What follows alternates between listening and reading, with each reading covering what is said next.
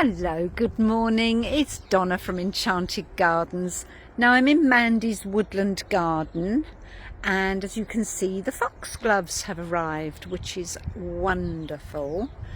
The elder, which remained in situ after cutting down probably about 15 in this area, is absolutely stunning. It's really coming off a very Japanesey shape, I think, by the old barn.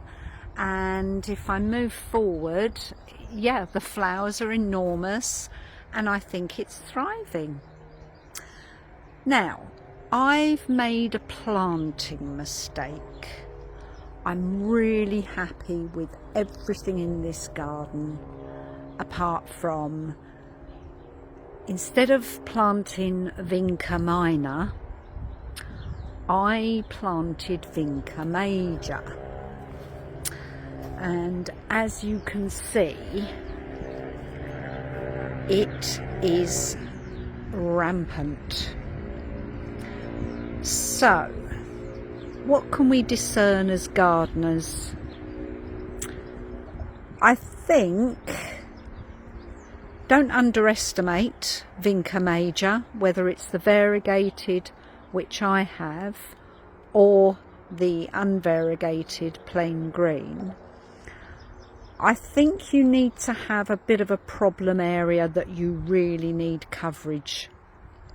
You really need that ground cover with gusto, because look, it's got to a degree where you can just see the Lamia maculata poking its head out, but it's all under there, and it's just covered it completely.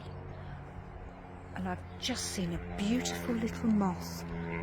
It can't be a butterfly, it's too small. It's absolutely tiny. Anyway, don't be distracted, Donna, don't be distracted.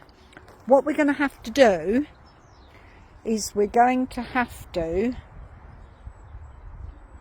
cut it down. I might even have to go back to source and remove it. I'd much rather replace it with something that's more garden friendly, which would be Vinca Minor. There's one, I believe, called Gertrude Jekyll. Beautiful one, a little dark purple flower.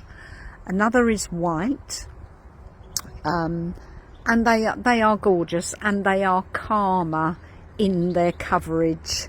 So be warned, my darlings.